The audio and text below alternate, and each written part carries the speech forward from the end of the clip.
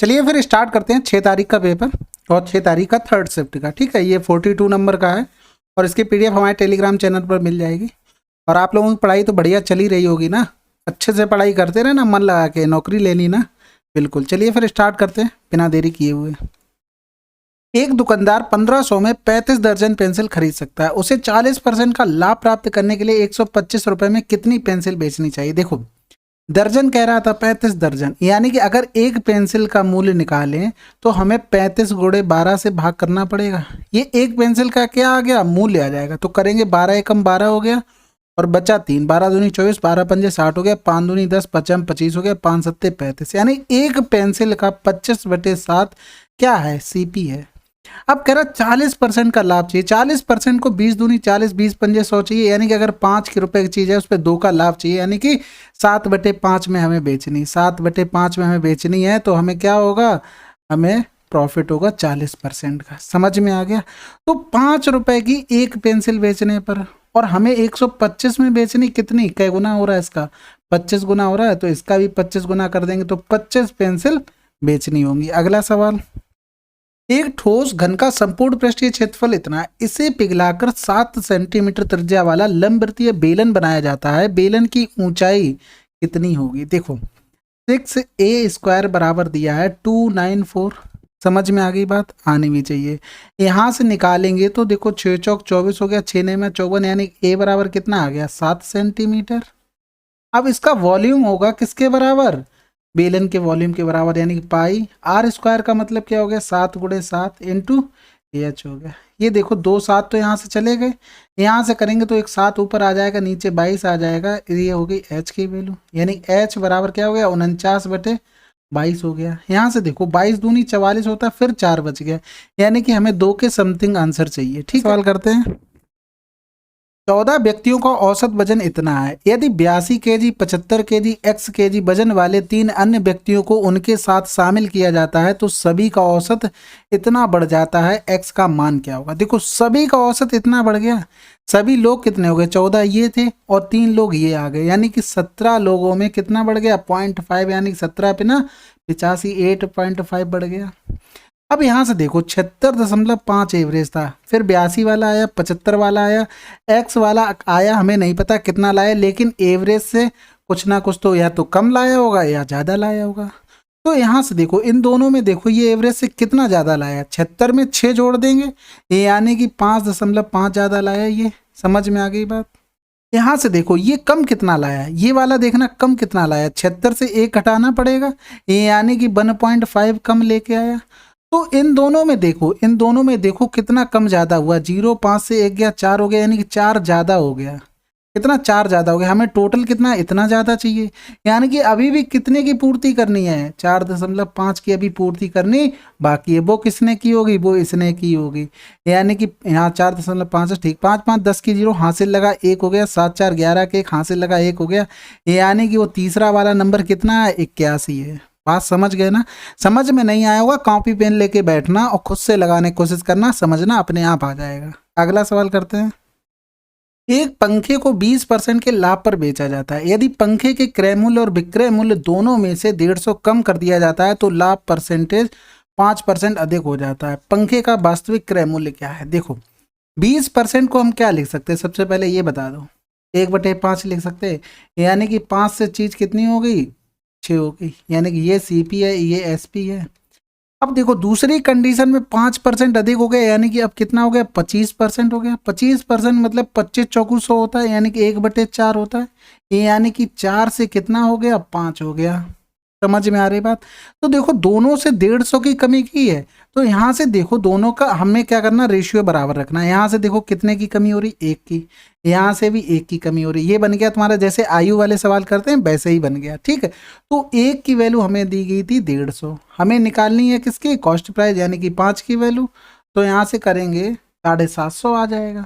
कोई समस्या किसी प्रकार की नहीं होनी चाहिए। अगला सवाल करते हैं।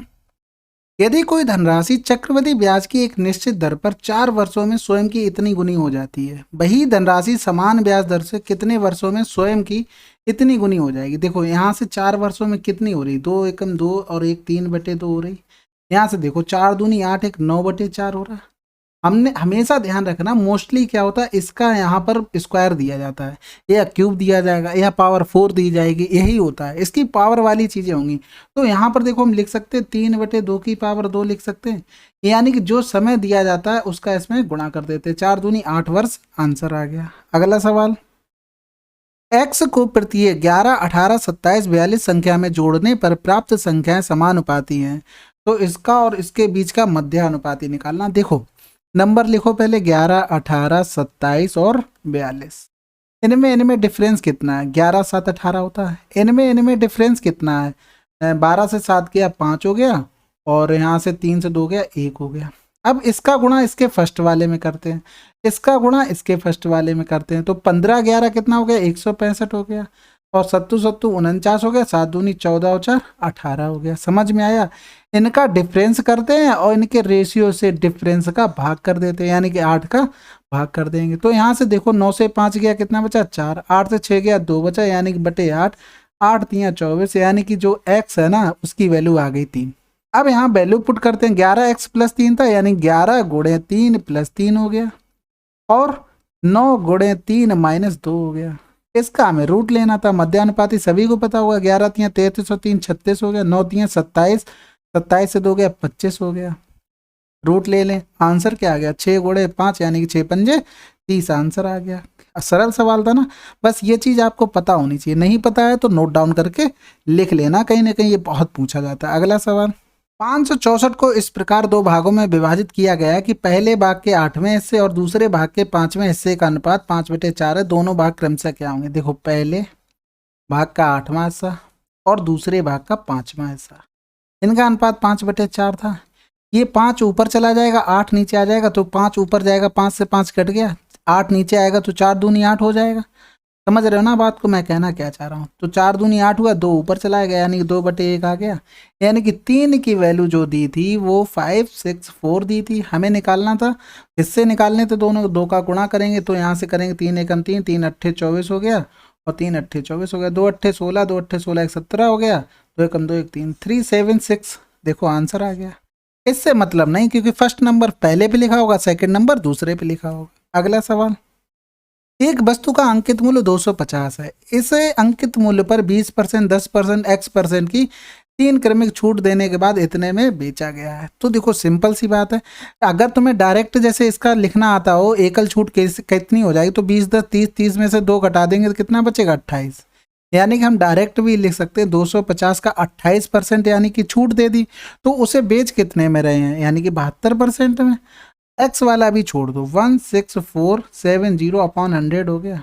यहाँ से बना लेंगे क्या? रेशियो बनाते हैं। तो देखो यहाँ से 2 एकम 2, 2 दूनी 4, 2 पंजे 10 हो गया, 2 अट्ठे 16, 2 दूनी 4, 2 तीन 6, 2 पंजे 10 हो गया।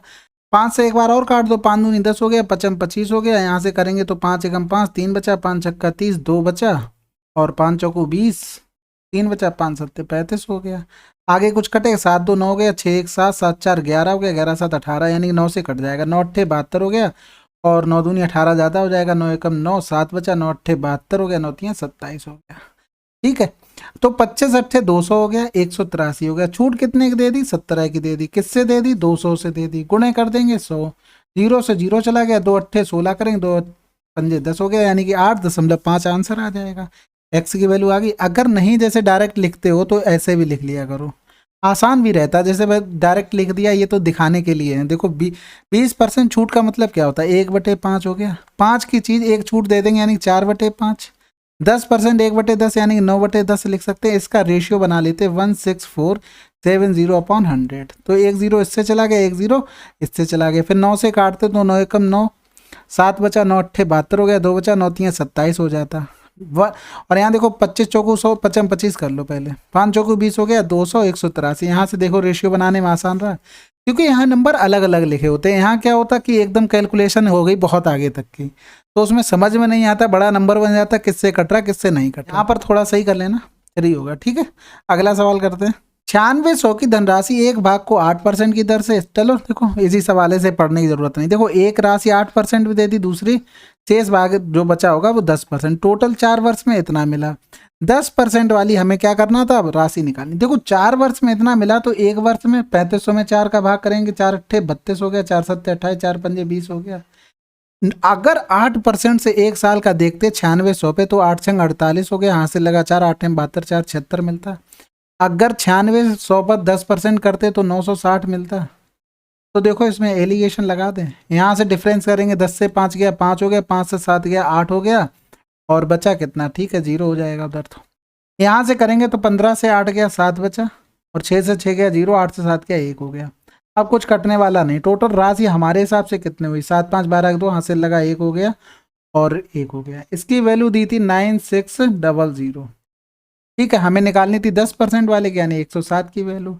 तो यहाँ से देखो ये 2 बार जा रहा, पूरा पूरा 2 पंजे 10 हो जाएगा, यहाँ से करेंगे 5 सत्ते 35, 5 एकम 5 53, 50 आंसर आ गया। अगला सवाल, यदि ए का 15% बी के 45% के बराबर है तो ए माइनस बी का कितना परसेंट ए के बराबर हो। देखो ए का 15%, ये चीज़ें लिखने वाली नहीं होती हैं पेपर में, ये बिल्कुल भी इसमें पेन नहीं चलाया जाएगा, ठीक है। ये परसेंटेज से गया तो ए अपॉन बी कितना आ गया, 5 ने 45, 5 दिए 15 आ गया, यानी 15 दिए 45 भी हो सकता था, यानी 3/1 हो गया। ए माइनस बी, तो 3 माइनस ए का ए के बराबर है कितना परसेंट, ए के बराबर। तो देखो 3 से 1 गया 2, 2 का x% ए के बराबर है, यानी कि 3 के बराबर है, यानी कि 2 पंजे 10 हो गया, तो x बराबर 150 आ गया, ठीक है। अगला सवाल, एक तैराक स्थिर जल में 12 किलोमीटर प्रति घंटा की चाल से तैर सकता है। यदि एक नदी 2 किलोमीटर प्रति घंटा की चाल से बह रही है तो तैराक को धारा की विपरीत दिशा में 6 किलोमीटर तैरने में कितना समय लगेगा। विपरीत दिशा में जा रहा, चालें क्या होंगी, घट जाएंगी। मिनट में पूछा गया, 60 का गुणा कर देंगे, 10 छक्का 60 हो गया, 6 36। ये तो इजी सवाल था। अगला सवाल, ए और बी एक साथ चलना शुरू करते हैं और क्रमशः एक्स और वाई स्थानों से एक दूसरे की ओर बढ़ते हैं। मार्ग में एक निश्चित बिंदु पर एक दूसरे को मिलने के बाद ए और बी को क्रमशः बाई एक्स तक पहुंचने में इतने इतने घंटे का समय लगता है। तो बी की चाल 12 किलोमीटर प्रति घंटा थी, तो ए की चाल क्या होगी। देखो कभी भी अगर बोल दे कि एक निश्चित पॉइंट पर मिलने के बाद, एक निश्चित पॉइंट पर मिलने के बाद वो जितना भी समय लेते हैं, यहाँ से मान लो T1 लिया और ये T2 लिया, तो इसकी चाल भी S2 हो जाएगी, इसकी चाल S1 हो जाएगी।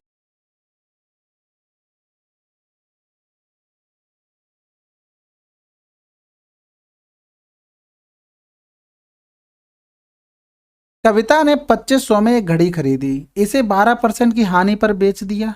इन रुपयों से उसने एक पंखा खरीदा और 15% के लाभ पर बेच दिया। इस पूरे लेन देन में उसे होने वाले कुल लाभ और हानि प्रतिशत की क्या होगी। हमने देखो बताया, कभी भी मोस्टली क्या होता है, परसेंटेज वाली चीज़ें ही पूछी जाएं, तो इसका यूज मत करो। 12% की हानि पर, फिर क्या किया, 15% का लाभ, या प्लस माइनस माइनस हो गया, 15 गुणे 12 बटे क्या हो गया, 100 हो गया। इनका डिफरेंस कितना आ गया, 3 आ गया। यहाँ से करेंगे तो 12 पंजे 60 हो गया, 0 हो जाएगा, कट जाएगा नीचे से, 12 एकम 12 6 18, यानी कि 1.8 हो जाएगा। तो 3 से 2 गया, 1 बचा, 10 से 8 गया 2 गया, 1.2% का लाभ होगा। बताओ कितना कठिन सवाल था। वह बड़ी से बड़ी संख्या ज्ञात कीजिए जो 2880 और इतने को पूर्णतः विभाज्य करती है। तो देखो बड़ी से बड़ी सबसे पहले हम चेक करेंगे किससे, 11 से। तो देखो 8 2 10 हो रहा है, ये तो नहीं होगा। यहाँ से देखो 5 5 10 6 2 8, ये भी नहीं होगा। यहाँ से देखो 8 हो गया, 7 3 10 हो गया, ये भी नहीं होगा। 11 से तो नहीं कट रहा है। फिर आती है किसकी, 9 की नंबर। 8 2 10 8 18 कट जाएगा, 6 5 5 10 8 18 कट जाएगा, 7 3 10 8 18 कट जाएगा। आंसर क्या आ गया, 9। समझ में आ गई बात। अगला सवाल करते हैं। दो धनात्मक संख्याओं का एलसीएम एचसीएफ के 28 गुने के बराबर है, यानी एलसीएम है वो एचसीएफ के 28 गुने के बराबर है। यदि उनका एचसीएफ 5 और संख्याओं का अंतर इतना है, संख्याओं का अंतर कितना है, 15 है, ठीक है। एचसीएफ 5 यानी कि दोनों संख्याओं में 5 रहा होगा, यानी कि यहां से लिख सकते हैं a माइनस बी बराबर 15। लिखना ही पड़ेगा, दोनों संख्याएं 5a 5b होंगी, उनकी मजबूरी है, क्योंकि एचसीएफ 5 हो गया। सभी दोनों संख्याओं में हाईएस्ट कॉमन फैक्टर 5 रहा होगा, इसके अलावा कुछ कॉमन नहीं होगा। तो यहाँ से आ जाएगा, यानी कि a माइनस बी कितना हो गया, 3 हो गया। अब यहाँ से देखो L अपॉन एच कितना लिख सकते हैं, 28 बटे 1 लिख सकते हैं, यानी कि 1 की वैल्यू 5 है तो L की वैल्यू क्या हो जाएगी, 28 गुणे 5 हो जाएगी। समझ गए बात ना। एलसीएम भी निकल आया, एचसीएफ भी निकल आया है। हमें चाहिए का दोनों संख्याओं का योगफल ज्ञात करना है। तो यहाँ से देखो हमें ये भी पता है फर्स्ट इंटू सेकेंड नंबर बराबर होता है एलसीएम इंटू एचसीएफ होता है। फर्स्ट नंबर कितना 5 है, सेकेंड नंबर कितना 5b, एलसीएम कितना 28 गुणे 5, और एचसीएफ कितना है 5, 5 से ये 5 चला गया, ये 5 से ये चला गया, यानी कि ए बी प्रोडक्ट पता लग गया, 28 हो गया। यानी कि हमें पता है ए माइनस बी 3 है तो ए बी 28 है। आप क्या कर नहीं पाओगे क्या इसको? सिंपल सा दिख रहा होगा। यहाँ से देखो, इसको 7 मान लो, इसको 4 मान लो, 7 चौक 28, 7 से 4 गया 3, दोनों सेटिस्फाइड हो गए। यहाँ से करेंगे तो 7 4 11 होना चाहिए, नहीं होगा। क्यों नहीं होगा? एक चीज समझो, ये संख्याएं ए और बी नहीं थी, ये संख्याएं थी 5a और 5b। अगर इनका सम निकालेंगे तो a प्लस बी हमें निकालना पड़ेगा। तो a प्लस बी की वैल्यू कितनी निकाल ली? 11 निकाल ली। तो 11 गुणे 5 करेंगे 55 आंसर आ जाएगा। समझ में आ गई बात? अगला सवाल करते हैं। एक लंबवृत्तीय शंकु का वक्र पृष्ठीय क्षेत्रफल इतना है, ठीक है। यदि इसके आधार की त्रिज्या 35 सेंटीमीटर है तो इसकी ऊंचाई कितनी होगी? देखो, वक्र पृष्ठीय क्षेत्रफल सभी को पता है ना, नहीं पता तो याद कर लो, पाई आर एल बराबर होता है 3185 पाई। देखो पाई आर लिखा है, अगर यहाँ पर 2 का गुणा कर दें, 2 का भाग कर दें, हमें एक चीज आसानी से पता लग जाएगी कि 2 पाई आर की वैल्यू हमें पता हो जाएगी। कैसे पता हो जाएगी? ये इतनी हो जाएगी। हमने बताया हुआ है अगर रेडियस 7 हो तो 2 पाई आर की वैल्यू 44 होती है, पाई आर स्क्वायर की वैल्यू कितनी होती है? 154। जब रेडियस इसकी क्या है 35 हो गई, 5 गुना हो रही है, तो इसका भी 2 पाई आर 35 गुणे 5 हो जाएगा, सॉरी 44 गुणे 5 हो जाएगा। और इसका क्षेत्रफल 154 का आर स्क्वायर हो रहा है, इसलिए 5 का स्क्वायर हो जाएगा 25। तो हमें इसकी जरूरत थी, तो 44 गुणे 5 आ गया, बटे 2 हो गया, इंटू एल हो गया, बराबर कितना हो गया? 3 1 8 5 22 बटे 7 हो गया। तो 22 दूनी 44 हो गया, 2 से 2 कट गया, यहाँ से काटेंगे तो 5 छक्का 30 हो गया, 5 3 15 हो गया, 3 बचा, 5 7 35, 7 9 63, 7 एकम 7 हो गया, एल बराबर आ गया 91।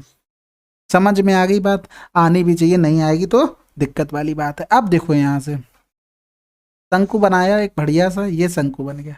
हाइट इसकी नहीं पता थी, हाइट बता दी? नहीं बता दी। क्लाइंट हाइट पता है 91 है, त्रिज्या पता है 35 है, 91 है। यहाँ से करेंगे तो 7 एकम 7, 7 3 21 हो गया, 7 पंजे 35 हो गया, 5 12 13, कुछ याद आ रहा है? यानी कि इस सब में किसका हमने भाग किया? 7 का किया, तो इसमें 7 का गुणा कर दें, 62 84 आंसर आ गया। थोड़ा तो मेहनत करनी ही पड़ेगी, ठीक है। अगला सवाल करते हैं। एक दुकानदार 15% की छूट देता है और फिर भी 5% का लाभ प्राप्त करता है। यदि क्रय मूल्य इतना है तो अंकित मूल्य ज्ञात करें। देखो, हमने हमेशा बताया मार्क प्राइस और कॉस्ट प्राइस क्या होता है। 15% की छूट वाला होता है वो यहाँ लिख देते हैं, जो प्रॉफिट वाला होता है वो यहाँ लिख देते हैं। समझ में आ रही बात को? तो यहाँ से देखो कुछ कट सकता है, 5 एकम 5, 5 सत्ते 35, 5 दूनी 10, 5 एकम 5 हो गया। इसकी तो वैल्यू हमें पता थी ना, 340 थी। क्या गुना हो रहा है? 20 गुना हो रहा है। इसका भी 20 गुना करना है, 21 दूनी 42, 420 आंसर आ जाएगा। कोई शर्माने वाली बात बिल्कुल नहीं होनी चाहिए। अगला सवाल। सुमित को 29,700 की धनराशि पर एक निश्चित ब्याज दर पर 3 वर्ष के साधारण ब्याज के रूप में इतने रुपए प्राप्त हुए। उसके मित्र अनिल ने 12,500 की राशि समान दर पर किंतु चक्रवृद्धि ब्याज पर 2 वर्ष के लिए निवेश की, जहां ब्याज की गणना वार्षिक चक्रवृद्धि आधार पर की जाती है। अनिल को ब्याज के रूप में कितनी धनराशि प्राप्त हुई? आप समझ लो, चक्रवृद्धि ब्याज हमें निकालना क्या है, कुल मिला के हमें रेट निकालनी है। रेट पता लग जाए काम हो जाएगा। यहाँ से देखो सिंपल सी बात है, 2970010692, 9 से काट दें तो 9 3 27 हो गया, 9 3 27 हो जाएगा, 00 हो जाएगा, 9 एकम 9 हो गया और बचा 1 हो गया, 9 एकम 9 हो गया, 9 अट्ठे 72 हो गया, 9 अट्ठे 72 हो गया। अभी भी कट जाएगा क्या? 3 से कट जाएगा, 3 एकम 3, 3 एकम 3 हो गया, 3 त्रिका 9, 2 बच गया, 3 9 27, 3 6 18 हो गया। अभी भी 11 से कट जाएगा, तो 11 3 33, 3 बचा ना, 6 बचा, 11 छक्का 66 हो गया। अभी भी कट रहा था लेकिन जरूरत नहीं थी, हमें 100 मिल गया। हमें इस पे काम करना आसान लगता है। तो देखो 36 ब्याज मिला कितने सालों में? 3 सालों में। तो 1 साल में कितना मिलेगा? 3 एकम 3, 3 दूनी 6, यानी कि 12 ब्याज मिला 100 पर, गुणे 100 कर देंगे। रेट कितनी आ गई? आर बराबर आ गई 12%। समझ में आ गई? अब 2 वर्ष की कह रहा है, 2 वर्ष के लिए सभी को पता ना इफेक्टिव रेट कैसे निकालते हैं, ए प्लस बी माइनस का सॉरी प्लस का A B upon 100। Effective rate निकालते हैं तो 12 दूनी 24 हो गया, 24 प्लस 12 बारी हम 144, 1.44 यानी 25.44% हमें ब्याज मिलेगा। किस पर? 125 पर। 12500 का इतना परसेंटेज निकाल दे, हमारा आंसर हमारे हाथों में होगा। कोई समस्या किसी प्रकार की? यहाँ से देखो क्या कर सकते हैं, 25 गुणे 5 लिख सकते हैं। 5 का गुणा करेंगे, 5 चौको 20 हो गया, 5 चौको 20 हो गया, 5 को 20 दो 22 हो गया, यहाँ से लगा 2 हो गया, 25 पंजे 125, 127 हो गया, 2 के बाद 0 था, पॉइंट था सॉरी, 25 का गुणा कर दें, 0 हो गया, 25 दूनी 50, यहाँ से लगा 5, 25 सत्ते 175 और 5 180 हो गया, यहाँ से लगा 18 हो गया, 25 दूनी 50 और 10 60 68 हो गया, यहाँ से लगा 6, 25 एकम 25 और 6 31 हो गया, 2 के बाद पॉइंट लगा देंगे, यानी 31 80 आंसर आ गया। थोड़ा कैलकुलेशन फास्ट हो गई होगी, लेकिन हाँ ऐसे ही करनी है, ठीक है। अगला सवाल करते हैं। 3 संख्याओं में से पहली संख्या दूसरी संख्या की 3 गुनी और तीसरी संख्या की 2 गुनी है, यदि इन तीनों संख्याओं का औसत इतना है तो सबसे छोटी संख्या ज्ञात कीजिए। देखो, पहली संख्या दूसरी संख्या की कै गुनी हो रही, इसकी 3 गुनी हो रही, इसकी 2 गुनी हो रही, यानी कि इसको मान लें 6, इसकी 3 गुनी होगी तो इसको 2 रहना पड़ेगा, तभी तो इसका 3 गुना ये होगा, यानी कि इसकी 2 गुनी हो रही तो इसको 3 रहना पड़ेगा, तभी तो इसका 2 गुना होगा। इसका निकालेंगे एवरेज, 6 2 8 3 11, 11/3 एवरेज हमारे हिसाब से हो गया क्वेश्चन में 110। सबसे छोटी संख्या कौन सी है, ये है, यानी कि 2 की वैल्यू निकाल लें, यानी कि 110/11 ऊपर 3 गुणे 2 हो गया, 1 हो गया, यानी कि 3 दूनी 6 60 आंसर आ गया। कोई समस्या नहीं होनी चाहिए। अगला सवाल, ए बी सी 3 संख्याएं हैं, ए का मान बी के मान से 20% अधिक है, बहुत बढ़िया। सी का मान ए और बी के मानों के योग से 20% कम है, बी और सी के मानों का अंतर ए के मान से कितने परसेंट कम है। देखो, ए थे और बी था और सी, ए प्लस बी के मानों के योग से 20% कम, पहले तो निकाले थे इसको, 20% मतलब 1/5 हो गया, अगर ये 5 है तो ये 6 होगी, इनका योग 11 हो गया, 20% कम का मतलब 80/100 हो गया, 20 चौको 80, 20 पंजे 100 हो गया, तब में 5 का गुणा कर दें, ये 30 हो गया, ये 25 हो गया, ये 44 हो गया। देखो इनका अंतर कितना, 14 से 5 गया 9 हो गया, 3 से 2 गया 1 हो गया 19। तो देखो 30 और 19 यानी कि ए से कितना कम आ रहा है, ये यहाँ से देखो डिफरेंस कितना आ रहा है, 11 का आ रहा है, 11 का डिफरेंस आ रहा है, 11 का आ रहा है, 10 से 9 गया, हाँ ठीक है, 30 से आ रहा है, गुणे कर देंगे 100, यानी कि 0 से 0 यानी कि 110/3 हो गया। यहाँ से देखो 3 त्रिका 9, 3 चौको 12 ज़्यादा हो गया, यानी कि 3 त्रिका 9, जैसे ही 3 मिला हमें आंसर भी मिल गया 36.7। अगला सवाल करते हैं। 5800 की एक धनराशि को इस प्रकार 3 भागों में विभाजित किया जाता है कि पहले भाग का आधा, दूसरे भाग का 1/5 और तीसरे भाग का 3/8 बराबर है, तीसरे भाग का मान ज्ञात कीजिए। देखो बहुत सरल सवाल है, पहले भाग का आधा कह रहा है, जैसा बोले कभी भी ऐसा कंडीशन आ जाए, पहले भाग का आधा बराबर दूसरे भाग का 1/5, 1/5 मतलब 5 ही नीचे आ जाएगा, और तीसरे भाग का 3/8। समझ में आ गई बात, यानी कि हम 3/8 आया, यानी कि 8/3 लिख सकते हैं ना तीसरे भाग को, ठीक है। तो इसका फर्स्ट की वैल्यू ये होगी, सेकंड की वैल्यू ये होगी, थर्ड की वैल्यू ये होगी, हमेशा ये चीज़ याद कर लो, चाहे नहीं तो क्या होता है इसके बराबर 1 रख देते हैं, ये सब वैल्यू आ जाती हैं, ये हमेशा याद रख लेना, इनकी वैल्यू यही होगी। तो तीसरे भाग का मान निकालना था, तो पहले तो इनका सम कर लें, यानी कि 3 का गुणा कर दें सम में, क्योंकि पहला नंबर 2 है, 5 8/3 है, रेशियो खत्म कर देंगे अनुपात वाला जो 8/3 है, यानी कि 3 दूनी 6 हो गया, 5 3 15 हो गया, ये 8 हो गया, 8 से 14 15 और 14 29 हो गया, 29 की वैल्यू 5800। तीसरा भाग यानी कि 8 की वैल्यू 29 दूनी 58, 8 दूनी 1600 आंसर आ गया। ये चीज़ याद कर लेना। देखो जो चीज़ें ना पता हुआ करें उनको नोट कर लिया करो, कोई दिक्कत वाली बात थोड़ी ना, शर्म किसकी करनी, मेरी कॉपी मेरा पेन है, मैं लिख रहा हूँ, मैं डुका के लिख लूँगा, कोई ना देख पाए, मेरे पापा भी ना देख पाए, ठीक है। अगला सवाल, एक निश्चित कार्य को पूरा करने में ए बी की तुलना में 50% कम कुशल है, यानी कि बी की तुलना में 50% कम कुशल है, यानी कि बी अगर 2 है तो ये 1 हो गया, ये आगे इनकी क्या एफिशिएंसी, और बी सी की तुलना में 50% अधिक कुशल है, बी है वो सी की तुलना में 50% अधिक, अगर यानी कि ये अगर 2 है तो ये 3 हो गया। यहाँ से समझते चलना बात को, ए बी सी एक साथ मिलकर कार्य को 48 दिनों में कर सकते हैं, ए अकेला उसी कार्य को कितने दिनों में पूरा कर सकता है। देखो दोनों जगह कॉमन क्या आ रहा है, बी आ रहा है, बी भाई साहब बहुत जगह कॉमन आते हैं, तो यहाँ से देखो उनको अगर 6 रख लें तो यहाँ पर 3 का गुणा करेंगे 6 मिलेगा, तो यानी कि ए में भी 3 का गुणा होगा, फिर यहाँ पर भी 2 का गुणा होगा, तो इसमें भी 2 का गुणा होगा, यानी कि ये 4 हो गया। तीनों मिलकर कर रहे थे, 6 3 9 4 13 गुणे 48, ये तो टोटल वर्क आ गया, क्या आ गया टोटल वर्क। ए कर रहा था अकेले, यानी ए का यानी कि 3 हो गया, यहाँ से करेंगे तो 16 हो गया, 13 6 78, 13 एकम 13 7 20, यानी कि 208 दिन लगेंगे।